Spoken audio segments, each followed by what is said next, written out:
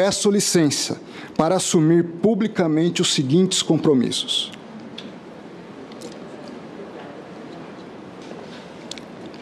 Em primeiro lugar, me comprometo com a democracia e a defesa do Estado democrático de direito. A democracia representa uma das maiores conquistas da humanidade. Seja a partir da construção histórica na Inglaterra, seja a partir das revoluções liberais na França e nos Estados Unidos no século XVIII. O regime democrático tem sido fundamental para se garantir o pluralismo político, bem como a dignidade da pessoa humana e a convivência harmoniosa de todos os cidadãos. Assim, reafirmo meu irrestrito compromisso com o Estado democrático de direito, conforme expresso desde o preâmbulo da nossa Constituição. Dentro dessa perspectiva, inclui-se o compromisso de respeitar as instituições democráticas, em especial a independência e a harmonia entre os poderes da República. Esse preceito constitucional está inserido dentro do sistema de freios e contrapesos próprios ao Estado democrático de direito. Nesse sentido, entendo que o Poder Judiciário deve atuar como agente pacificador dos conflitos sociais e garantidor da legítima atuação dos demais poderes, sem ativismos ou interferências indevidas nesses. Penso que a automoderação do Judiciário é corolário lógico do próprio princípio democrático. Desse modo, afirmo meu compromisso em respeitar as decisões e as ações, tanto do Poder Legislativo como do Poder Executivo, sempre que adotadas no exercício regular das suas atribuições e conformes à Constituição. Em segundo lugar, me comprometo com o Estado laico, considerando discussões havidas em função de minha condição religiosa. Faz-se importante ressaltar a minha defesa do Estado laico. A Igreja Presbiteriana, a qual pertenço, uma das diversas igrejas evangélicas de nosso país, nasceu no contexto da Reforma Protestante, tendo como uma de suas marcas justamente a defesa da separação entre Igreja e Estado. A laicidade é a neutralidade, a não perseguição e a não concessão de privilégios por parte do Estado em relação a um credo específico ou a um grupo determinado de pessoas em função de sua condição religiosa. Significa garantir a liberdade religiosa de todos os cidadãos, inclusive daqueles que optam por não ter religião. Assim, ainda que eu seja genuinamente evangélico, entendo não haver espaço para a manifestação pública religiosa durante as sessões do Supremo Tribunal Federal. Nesse contexto, também consignando que a Constituição é e deve ser o fundamento para qualquer decisão por parte de um ministro do Supremo. Como tenho dito quanto a mim mesmo, na vida a Bíblia, no Supremo a Constituição. Portanto, na Suprema Corte, defenderei a laicidade estatal e a liberdade religiosa de todo o cidadão, inclusive dos que não professam qualquer crença. Logicamente, caso vossas excelências venham a dar-me seus votos de confiança para vir a integrar o tribunal. Em terceiro lugar, assumo compromisso com a justiça. Considero a justiça o mais sublime valor do Estado democrático de direito. Por isso, apesar da minha falibilidade humana, buscarei contribuir com o aperfeiçoamento do Estado democrático de direito e do sistema de justiça como um todo. Dentro dessa perspectiva, requisito fundamental para a justa aplicação da lei é a imparcialidade do julgador. Daí meu compromisso irrestrito com a imparcialidade. Defendo uma imparcialidade qualificada, que é a capacidade de ouvir as partes interessadas, colocando-se em suas respectivas posições. para só então poder decidir com base nas melhores razões jurídicas à luz do texto constitucional.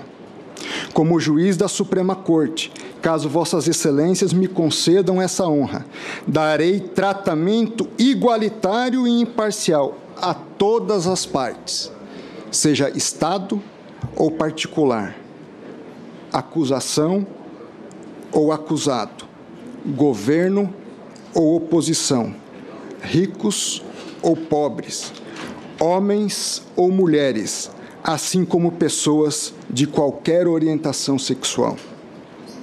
Portanto, meu compromisso com o Estado democrático, a justiça e a aplicação imparcial do direito são inegociáveis. Senhor Presidente, senhora relatora, senhoras e senhores senadores, ao longo desse processo de indicação, tive a oportunidade singular, com muito respeito e transparência, dirigir-me a Vossas Excelências para me apresentar e expor algumas de minhas visões de mundo, convicções, certezas e, por que não dizer, também as minhas incertezas. Assim, agradeço imensamente pela forma como fui recebido por cada um dos senhores e também pelos servidores desta casa. Nesse contexto, aproveito esse espaço para revisitar alguns temas que já tive a oportunidade de expor de forma individualizada a grande parte de Vossas Excelências.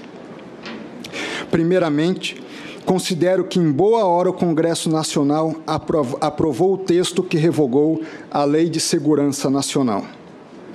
Porém, é fato que até o advento da Lei 14.197, de 2021, a Lei de Segurança estava em pleno vigor.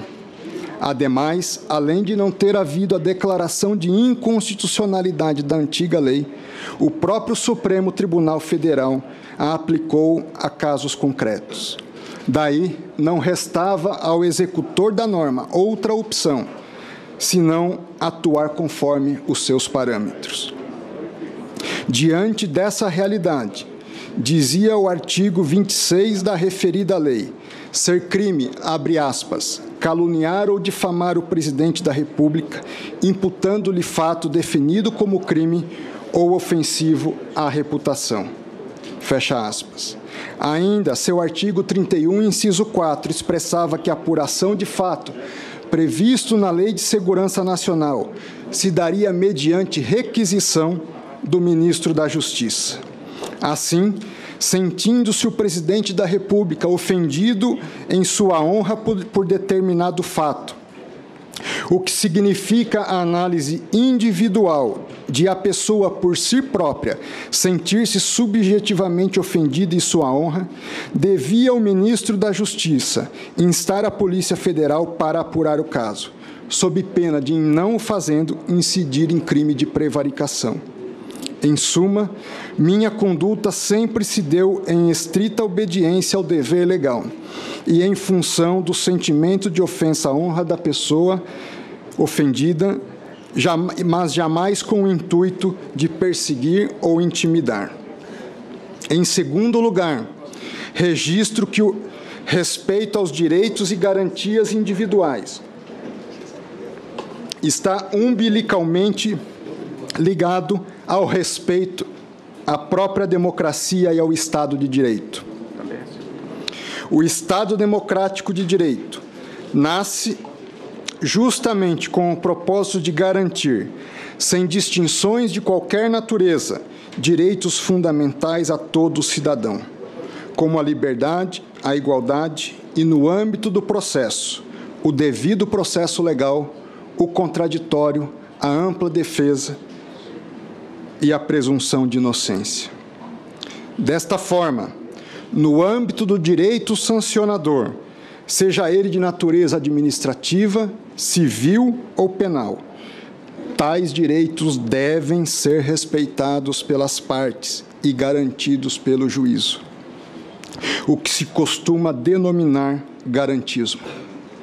Reafirmo, a preservação dos direitos e garantias fundamentais se revela ainda mais indispensável pelos membros do Poder Judiciário, em especial pelos ministros da Suprema Corte do país. Juiz não é acusador e acusador não é juiz, bem como não se deve fazer pré-julgamentos. Em terceiro lugar, importante esclarecer minha posição sobre a questão da execução da pena após a condenação em segunda instância. A esse respeito, quando do julgamento das ações declaratórias de constitucionalidade números 43, 44 e 54, defendi a possibilidade da execução da pena após a condenação em segunda instância. Na ocasião, o Supremo Tribunal Federal reviu sua jurisprudência e entendeu pela impossibilidade da prisão antes do trânsito em julgado da condenação, decidindo pela constitucionalidade do artigo 283 do Código de Processo Penal.